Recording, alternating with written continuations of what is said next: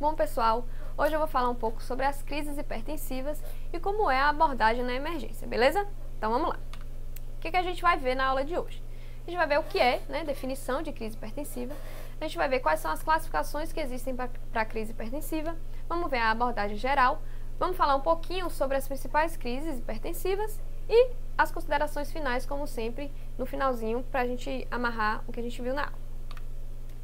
Bom, quando a gente fala de crise hipertensiva, não tem como a gente não lembrar da hipertensão arterial sistêmica, né? Até porque ela tem uma alta relação com doença vascular a longo prazo. E aí entra principalmente a questão das complicações crônicas da pressão arterial elevada. Então, a gente pode ter de complicação crônica o quê? Doença cardiovascular, que a gente sabe que hipertensão é um fator de risco importante para a doença cardiovascular, doença cerebrovascular, doença renal crônica. Então, tudo isso vão ser complicações crônicas da hipertensão. E aí a gente lembra que também podem existir as complicações agudas da hipertensão, que entra justamente aqui na aula de hoje, nas crises hipertensivas. Então, a gente pode ter um paciente que tem essa elevação acentuada da PA e que cursa com um edema agudo de pulmão, com uma encefalopatia hipertensiva, que cursa com uma alteração renal aguda. Então, tudo isso vai fazer parte das complicações agudas e parte das crises hipertensivas. E aí você me pergunta, sim, mas o que é então uma crise hipertensiva? Crise hipertensiva nada mais é do que uma elevação acentuada da pressão arterial. E essa elevação pode estar causando uma lesão aguda do órgão-alvo, com sinal e sintoma, ali se apresentando para a gente, o paciente se apresentando aquele sinal e sintoma dessa lesão aguda para a gente, ou ela pode predispor e evoluir para uma lesão aguda de órgão-alvo em pouco tempo, né? Que aí a gente vai caracterizar a urgência e a emergência hipertensiva. E aí você pode me perguntar, qual é então o nível pressórico que é capaz de causar uma crise? A diretriz passada de hipertensão trazia que a pressão arterial diastólica acima de 120 já era caracterizada como uma crise hipertensiva. Mas a gente tem que entender que a gente não vai tratar o valor, né, da PA. A gente tem que tratar o paciente, a gente tem que tratar a apresentação clínica, sinais e sintomas desse paciente. Então, mas basicamente é uma elevação da PA diastólica acima de 120 milímetros de mercúrio. E quais são as classificações das crises hipertensivas? A gente pode ter uma emergência hipertensiva, que é quando essa elevação da PA cursa com uma lesão aguda de órgão-alvo, o paciente está manifestando ali aquela lesão de forma aguda, com sinais e sintomas presentes naquele momento. A gente pode estar cursando com uma urgência hipertensiva, que é quando essa elevação acentuada da PA não tem aquela lesão aguda do órgão-alvo. Ela vai ter uma lesão de órgão-alvo prévia, mas ela não é uma lesão aguda, não tem sinais e sintomas. E a gente pode cursar com uma pseudocrise hipertensiva, que vai ser o que chega na maioria das vezes nas emergências, os pacientes chegam mais com crise hipertensiva do que propriamente com a emergência ou com uma urgência hipertensiva, que vai ser justamente aquela elevação da pressão arterial, digamos assim, provocada. Por quê? Porque a PA elevada não vai ser uma causa do sintoma. Ela vai ser consequência de determinado sintoma. Por exemplo, um paciente que está com uma dor intensa, paciente que tem, por exemplo, crise de enxaqueca, a gente sabe que a cefaleia da enxaqueca é uma cefaleia intensa, o paciente pode ter uma elevação brusca da PA por conta da dor. Ou um paciente que está em crise de ansiedade, um paciente que está com síndrome do pânico, ele pode estar com uma pressão arterial elevada por conta da situação em que ele se encontra, tá certo? Então, isso tudo vai se caracterizar como uma pseudocrise hipertensiva, que a gente vai ver que o tratamento vai ser basicamente sintomático, não precisa nem utilizar antihipertensivo para isso. Mas a gente vai ver isso daqui a pouco. Bom, quais são as principais emergências hipertensivas, então, que existem para a gente? A hipertensão com retinopatia e microangiopatia, que antes era chamada de hipertensão acelerada maligna. A gente pode ter uma encefalopatia hipertensiva, o edema agudo de pulmão hipertensivo, a síndrome aórtica aguda, aqui principalmente a dissecção aguda de aorta. A gente pode cursar com uma síndrome coronariana aguda, um infarto que esteja com hipertensão arterial. As causas cerebrovasculares, os AVCs, excesso de catecolamina com hipertensão. Então, às vezes você tem substâncias catecolaminérgicas na corrente sanguínea e isso acaba fazendo uma ativação acentuada do sistema simpático e cursa com hipertensão. Pode fazer também uma emergência hipertensiva. e aquelas emergências mais agudas, principalmente em pacientes que eram normotensos, no caso da eclâmpsia na gestante e síndrome e glomerulonefrite difusa aguda em crianças e adolescentes, que acaba fazendo uma elevação acentuada da PA. E aqui as urgências hipertensivas. Então, urgência hipertensiva, como eu falei, ocorre em paciente que tem uma pressão arterial elevada, que não tem uma manifestação aguda de lesão de órgão-alvo, mas tem uma lesão de órgão-alvo prévia. Então, pacientes com insuficiência cardíaca, pacientes que já são coronariopatas, pacientes que têm angina estável, pacientes que já tiveram infarto, pacientes com AVC prévio e pacientes com lesão renal. Então, doente renal crônico também entra aqui, o doente renal crônico que está com a hipertensão, entra aqui como uma urgência hipertensiva. Bom, eu estou falando o tempo todo de lesão de órgão-alvo, mas quais são esses sintomas que vão sugerir para a gente que o paciente está tendo essa lesão aguda do órgão-alvo? Primeiro, a gente tem que lembrar quais são esses órgãos-alvo. Então, a gente tem como órgão-alvo o cérebro, os rins, o coração e pode enquadrar também a retina, né? Que vai apresentar para a gente alguns sinais que o paciente está cursando com emergência hipertensiva, que a gente vai ver lá na frente, né? No exame de fundo de olho, a gente vai ver lá na frente um pouquinho quais são essas alterações. Então, um paciente que chega para a gente com dor torácica. A gente tem que lembrar daqueles diagnósticos diferenciais, todos da dor torácica, aqueles diagnósticos mais graves. Então, aqui, principalmente, síndrome coronariana aguda, que pode estar cursando com hipertensão, e uma dissecção aguda de aorta. São duas situações extremamente graves. Então, pode estar cursando para a gente com essa dor torácica em vigência de hipertensão. Então, a gente tem que investigar. O paciente pode estar cursando com dispneia, que pode ser tanto pela dor torácica, por exemplo, o paciente está infartando, algumas vezes eles se apresentam com dispneia associada, ou pode ser uma dispneia do edema agudo de pulmão, uma dispneia extremamente intensa, com desconforto respiratório intenso, com um esforço respiratório intenso, que pode configurar para a gente um edema agudo de pulmão. Pode apresentar sinais neurológicos focais. Que sinais são esses? São sinais que a gente pode inferir qual área do cérebro está sendo afetada. Então, o paciente pode ter alteração na fala, alteração motora específica, e tudo isso vão ser sinais neurológicos focais que podem sugerir determinada área do cérebro afetada. O paciente pode chegar para a gente com cefaleia. A cefaleia aqui é um sintoma importante porque cefaleia é um sintoma extremamente comum nas emergências. Então, a gente tem que ver se realmente essa cefaleia ela está associada a um quadro de emergência hipertensiva. Então, a gente tem que saber se essa cefaleia foi de início súbito, se essa cefaleia, qual é a intensidade dessa cefaleia, cefaleias de início súbito e de intensidade muito, muito alta, fala a favor de causa vascular.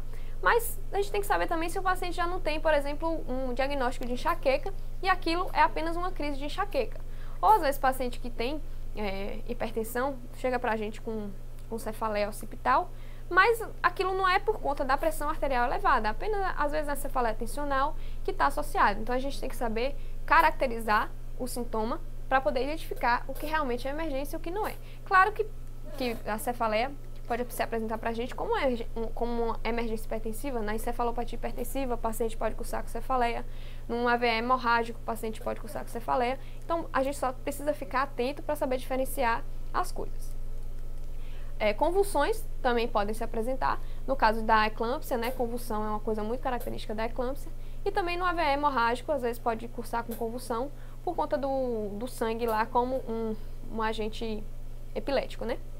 Alterações do nível de consciência, tem que ficar sempre atento, o paciente pode chegar só ansioso ou inquieto, mas o paciente pode chegar já com um nível de consciência mais rebaixado, né? O paciente pode estar torporoso, pode estar mais sonolento, pode inclusive evoluir para coma. Então, tem que ficar atento. E da história clínica, né? O que é que a gente vai procurar saber? Se esse paciente tem ou não já hipertensão instalada. Então, a gente precisa saber se o paciente tem essa pressão alta instalada, a gente vai procurar saber a duração dessa pressão, quanto tempo é que ele tem hipertensão e a gravidade dessa hipertensão.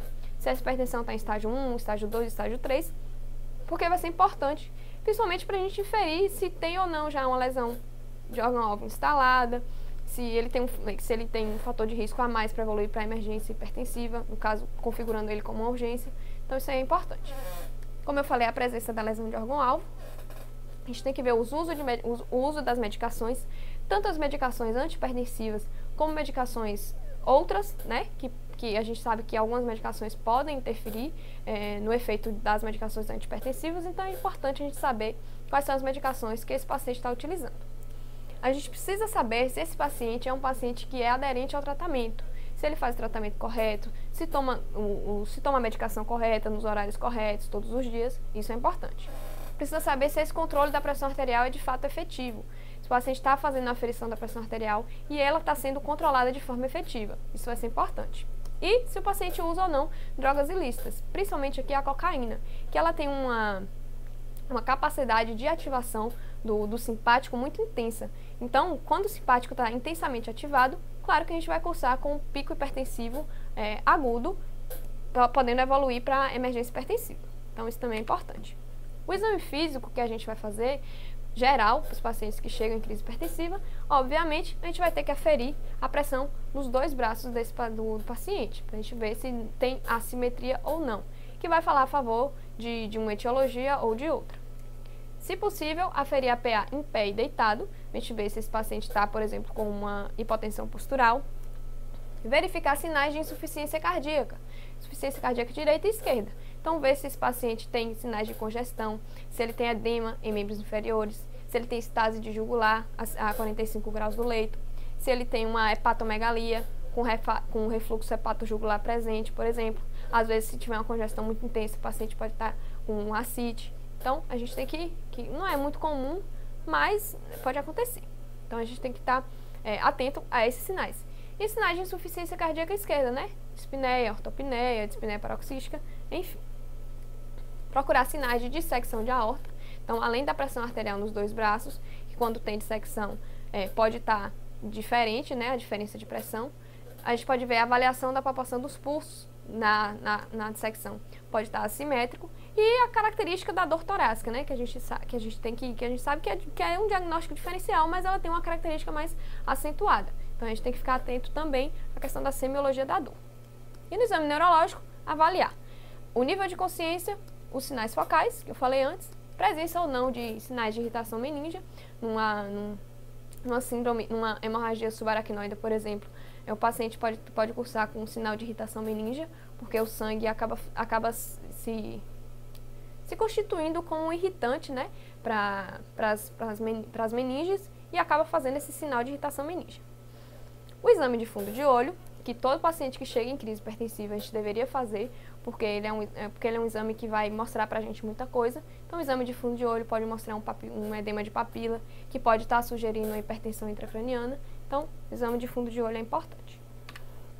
De exames complementares, a gente vai fazer aqueles exames complementares gerais, né? Então, vamos fazer hemograma, eletrólitos, a função renal, glicemia, que é sempre importante fazer glicemia para paciente que chega com alteração de nível de consciência. Às vezes a gente acha que o paciente que está com alteração de nível de consciência ou com déficit neurológico focal, até às vezes acontece, a gente acha que o paciente está tendo um AVC e quando faz a glicemia ele só está com uma hipoglicemia muito acentuada, que a gente consegue resolver ali rapidamente com a infusão de glicose. Então é sempre importante fazer a glicemia. Sumário de urina, ECG e raio-x de tórax. Claro, uma emergência hipertensiva tem que ter esses dois exames para fazer o diagnóstico diferencial. E os exames complementares de acordo com a clínica que a gente está suspeitando. Vão ser exames mais específicos. Então, se a gente suspeita de uma síndrome coronariana aguda, de um infarto, por exemplo, a gente tem que pedir marcador de necrose miocárdica para saber se tem ou não elevação, se tem ou não alteração. Então, a gente pede troponina. A gente pode pedir marcadores de hemólise. E marcadores são esses. Presença de esquizócito no sangue periférico, número aumentado de reticulócito, aumento de bilirrubina indireta. Então, tudo isso são marcadores de hemólise. E para que eu vou pedir? Porque existe uma emergência hipertensiva, que é a hipertensão com retinopatia e microangiopatia, que cursa com alteração hemolítica. Então, marcador de hemólise é importante para isso. A gente pode solicitar TC sem contraste para fazer diagnóstico diferencial na questão do AVC, que às vezes encefalopatia hipertensiva, para a gente diferenciar de um AVC isquêmico ou hemorrágico. Punção licórica às vezes é importante, em caso a gente suspeita de uma HSA, que é, em caso da hemorragia subaracnoide, com uma TC normal, a gente pode fazer uma punção licórica para saber se está tendo ou não. E o eco, que a gente pode ver a dissecção de aorta pelo eco e fazer outros diagnósticos diferenciais. Então, como é que vai ser basicamente a abordagem? O paciente chegou em crise hipertensiva, né? Com essa elevação acentuada da PA. a gente tem que ver se tem ou não presença de lesão de órgão-alvo, se tem ou não essa lesão aguda do órgão-alvo. Tem a lesão aguda do órgão-alvo, então a gente está falando de uma emergência hipertensiva. A gente vai levar esse paciente para a sala de emergência e vai fazer aquela sistematização do atendimento. O ABCD primário, secundário, e a gente vai tratar de acordo com a emergência hipertensiva. Basicamente, a gente tem que reduzir essa pressão arterial de forma imediata, então para isso a gente usa a medicação intravenosa e a gente vai tratar de acordo com a emergência hipertensiva. A gente vai ver um pouquinho mais lá na frente, mas basicamente é quase a mesma coisa. É sempre um antihipertensivo potente para reduzir a pressão arterial. Bom, mas aí não tem essa lesão aguda do órgão-alvo. Então, das duas coisas, pode ser uma crise, uma pseudocrise, ou pode ser uma urgência hipertensiva. Se não tiver lesão prévia de órgão-alvo, então não tem doença cerebrovascular, não tem doença cardiovascular, a gente está diante de uma pseudocrise hipertensiva e a gente precisa tratar a causa base da elevação da PA. Então, se for dor, a gente usa analgésico. Se for o paciente está com ansiedade ou crise do pânico, a gente vai usar um ansiolítico e tranquilizar, obviamente, esse paciente. E a gente não precisa lançar mão de exames complementares. E não vai utilizar antihipertensivo. Vai utilizar somente sintomáticos, beleza? Pronto. Agora, o paciente não tem lesão de órgão-alvo aguda, mas é um paciente que tem uma coronariopatia, é um paciente que tem insuficiência cardíaca, ou é um paciente que tem um aneurisma de aorta instalado, é um paciente que teve um AVC algum tempo atrás. Então, a gente está diante de uma urgência hipertensiva. O que a gente vai fazer? Vai avaliar se precisa ou não solicitar novos exames e a gente vai fazer o tratamento com medicação antihipertensiva. Só que a diferença aqui é que a gente vai usar o antihipertensivo de forma oral. A gente não precisa agir de forma imediata na pressão arterial desse indivíduo. A gente tem que reduzir a pressão dele, só que pode ser de forma mais lenta, de forma mais paulatina. No caso da emergência, não. A gente tem que reduzir logo. Na urgência, a gente pode esperar um pouquinho para reduzir. Pronto. Então, a gente vai falar um pouquinho aqui das principais emergências hipertensivas, tá? Assim, bem no geral, só para a gente conhecer, porque para a gente falar profundamente bem de cada uma, a gente tem que ter uma aula para cada uma delas. Mas aqui eu vou começar pela hipertensão com retinopatia e microangiopatia, que antes era chamada de hipertensão acelerada maligna. Hipertensão acelerada maligna, porque cursa com essa retinopatia. Quando a retinopatia é de grau 3, que cursa com hemorragias e exudatos, chama-se de hipertensão acelerada. Quando essa retinopatia está em grau 4, que é a presença de papiledema, né, um edema de papila, a gente chamava-se de hipertensão maligna. Então, por isso que tem esse nome. Então, o que é a hipertensão com retinopatia e microangiopatia? Basicamente, ela vai afetar principalmente dois órgãos, né? A retina e os rins. Então, o que acontece? Com essa elevação acentuada da PA, principalmente a nível de microvaso, ocorre um extravasamento do conteúdo plasmático para dentro do vaso, para dentro do endotélio. Isso acaba fazendo uma isquemia acentuada do vaso, que vai desencadear uma necrose fibrinoide das arteríolas. Isso associado a uma hiperproliferação das células musculares da camada íntima, que é a chamada proliferação miointimal. Tanto que quando a gente vai fazer biópsia, por exemplo, de rim, no paciente que tem esse tipo de hipertensão, você acaba vendo uma formação que eles chamam de encasca de cebola, justamente por conta dessa proliferação das células musculares da camada íntima, que a gente pode ver a nível renal. Então, essa afecção basicamente cursa com alteração na retina e alteração da função renal. Muitas vezes acaba fazendo uma isquemia renal tão profunda que faz com que o sistema renina-angiotensina-aldosterona seja extremamente ativado. E esse sistema renina-angiotensina ativado vai acabar fazendo mais hipertensão. Então, isso tudo acaba fazendo um ciclo vicioso que só vai piorando a função renal e a função de sistêmica, né? Porque se é uma microangiopatia, a gente pode ter afecção em qualquer órgão, em qualquer local do organismo. Tanto que o paciente pode ter hipertensão com retinopatia e microangiopatia, cursando com edema agudo de pulmão, por conta de lesão cardiovascular, cursando com encefalopatia hipertensiva. Então, tudo isso pode estar associado à retinopatia e microangiopatia hipertensiva. Então, quais vão ser basicamente os sintomas? A gente pode ter cefaleia, paciente que tem uma encefalopatia aí associada, borramento visual, por conta dessa alteração da retina, sintomas renais, como noctúria, e uma coisa que é muito comum é a fraqueza, que as referências trazem, que acaba ocorrendo também uma isquemia a nível muscular. Então, o paciente acaba cursando com fraqueza por conta disso. E o que a gente vai fazer? como a gente faz para todos os pacientes em emergência hipertensiva, reduzir essa pressão arterial. E a gente faz isso com nitroprussiato de sódio. O nitroprussiato de sódio é um dos mais utilizados porque ele tem uma ação imediata, a ação dele é muito rápida e a gente consegue titular. E quando a gente retira o nitroprussiato, por exemplo, o efeito dele também passa de forma rápida. Então é um medicamento que a gente consegue controlar bem, por isso que ele é muito utilizado. Então aqui, nitroprussiato para poder reduzir essa pressão. Lembrando que a gente tem que reduzir a pressão arterial não de forma acentuada, brusca. O paciente que está com a pressão de 220 por 120, a gente não tem que achar que a gente tem que reduzir essa pressão arterial dele para 120 por 80 no primeiro momento. Então a gente faz basicamente uma redução da PA cerca de 20 a 25% no primeiro momento. Porque a gente tem que reduzir? Tem, mas tem que reduzir também de forma consciente e paulatina, tá? A encefalopatia hipertensiva é outra emergência. Quando a gente fala de encefalopatia hipertensiva, a gente tem que lembrar da autorregulação cerebral. Então, basicamente, o que acontece normalmente é o nosso cérebro, ele tenta agir para manter a perfusão cerebral de forma adequada. Então, se a gente tem uma baixa da pressão arterial e tem um hipofluxo cerebral, os vasos do cérebro fazem uma vasodilatação para poder evitar esse hipofluxo, para poder aumentar o fluxo cerebral e manter a perfusão. Do contrário, se tem uma elevação acentuada da PA, o nosso cérebro ele faz uma vasoconstrição para justamente impedir esse hipofluxo cerebral. Só que isso ocorre em um determinado limite. Nos normotensos, esse limite é um pouquinho menor. Nos hipertensos crônicos, esse limite é um pouco maior. Então, disso aí a gente já pode tirar que, por exemplo, um paciente que é normotenso, para ele chegar a um nível de emergência hipertensiva, a pressão dele não precisa estar elevada de forma muito intensa, digamos assim. Mas no caso do hipertenso crônico, como o organismo dele já está adaptado com aqueles níveis elevados de PA, para ele ter uma emergência hipertensiva, por exemplo, aqui é uma encefalopatia hipertensiva, os níveis de pressão dele têm que subir muito, por conta dessa autorregulação que está deslocada, assim, digamos assim, para a direita num gráfico de autorregulação, tá certo?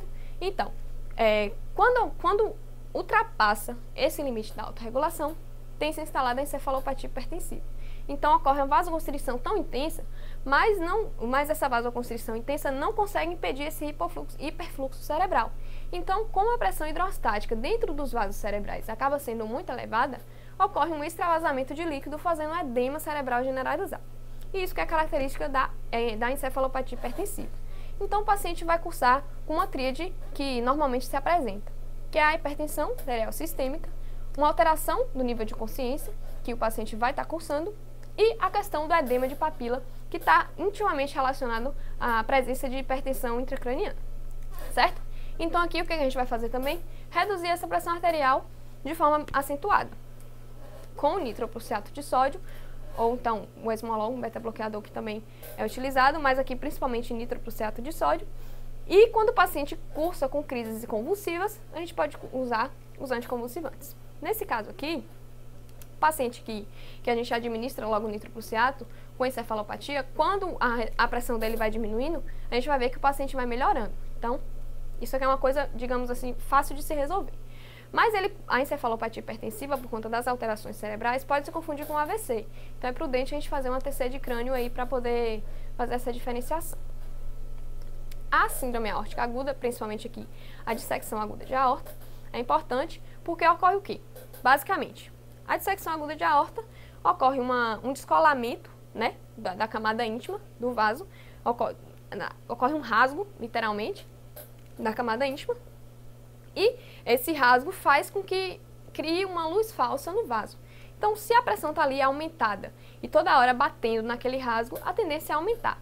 Então, é extremamente importante a gente diagnosticar essa emergência hipertensiva e tratar logo. A gente vai diagnosticar pelos sinais, pelos sintomas, principalmente pela característica da dor torácica, pelos exames complementares para a gente poder diagnosticar aquela emergência. Então, diagnosticou a dissecção aguda de aorta, a gente tem que tratar também. Fazendo o quê? Reduzindo o PA e diminuindo a frequência cardíaca, no caso da dissecção. E aqui a gente tem que reduzir essa pressão arterial, diferente das outras, de forma intensa, no máximo de hipotensão que o paciente aguentar. Porque aqui a pressão alta é um fator de risco a mais para ter uma complicação, que é a ruptura desse aneurisma que vai se criando com a dissecção. Então a gente tem que reduzir essa pressão o máximo que o paciente aguentar e reduzir também essa frequência cardíaca o máximo que o paciente aguentar. Até 60 batimentos por minuto a gente tem que reduzir, se o paciente aguentar, reduzir até 60 pelo menos. Porque quando você tem uma taquicardia associada, tanto a taquicardia como esse aumento da pressão arterial vão contribuir para o aumento da força de cisalhamento ali naquele descolamento da camada íntima, tá certo?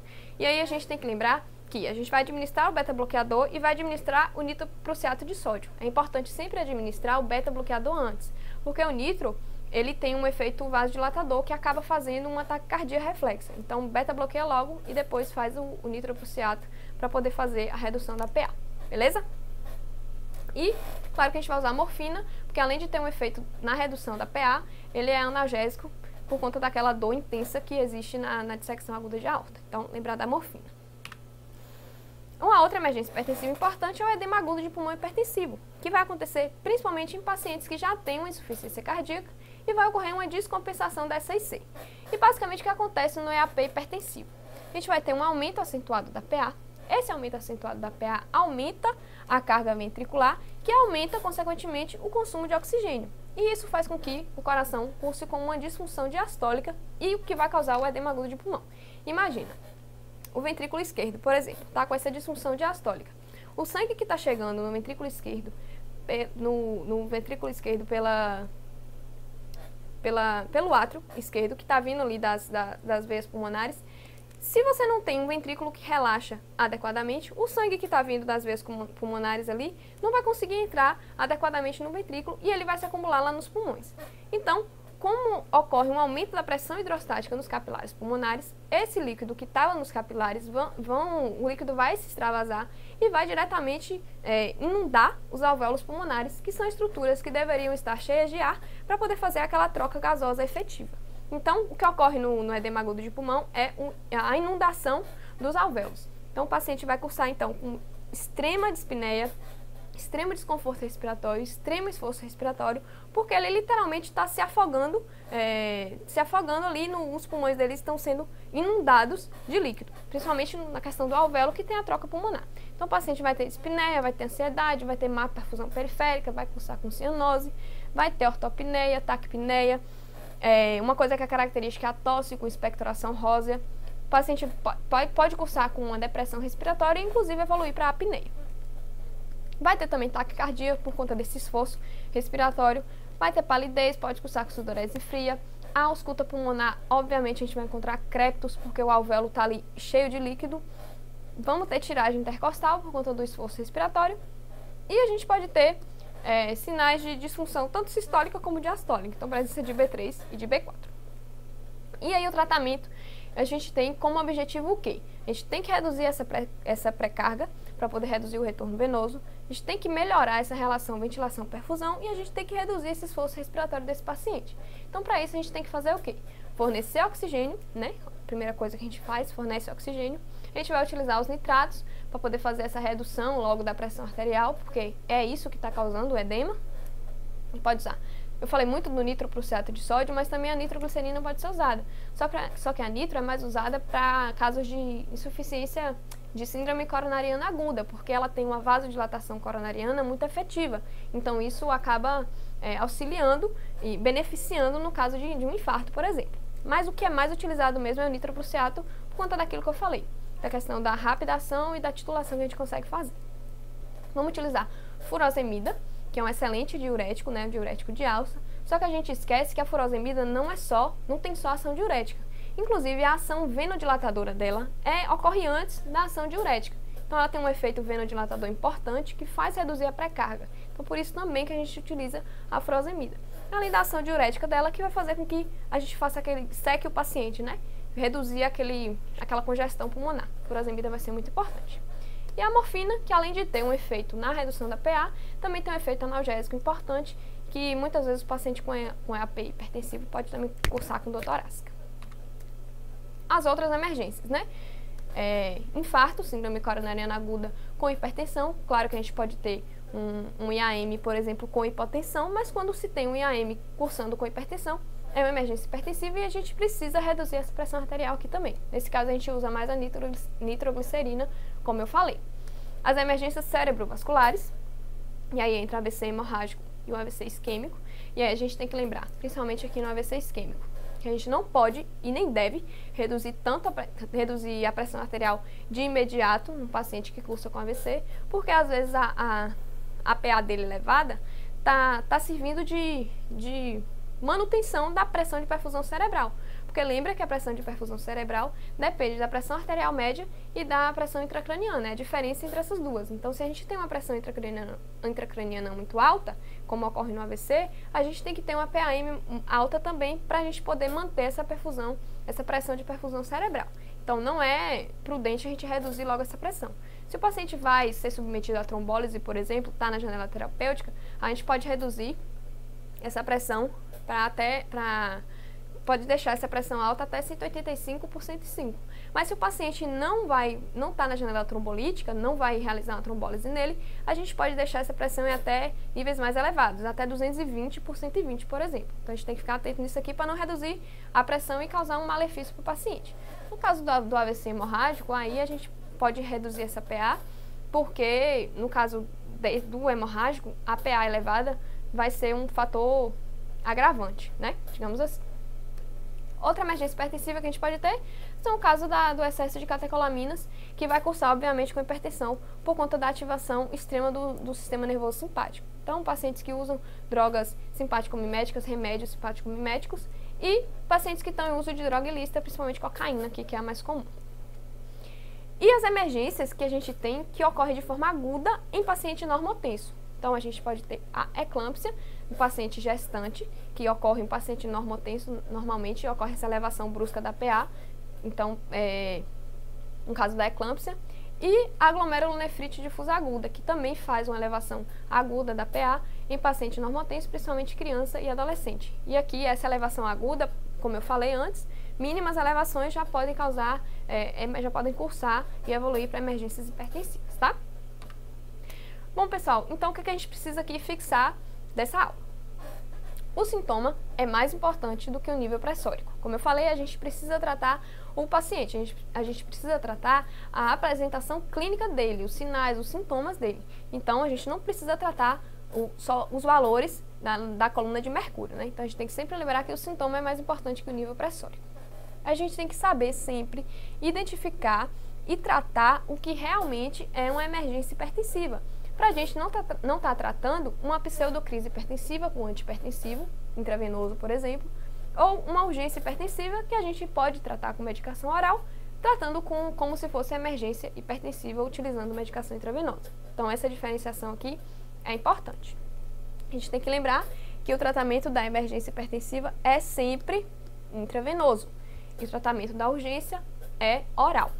O tratamento da pseudocrise vai ser sintomático. Se for dor, a gente utiliza analgésico. Se for crise de ansiedade, medo, síndrome do pânico, a gente faz a tranquilização do paciente e pode utilizar ansiolítico se necessário.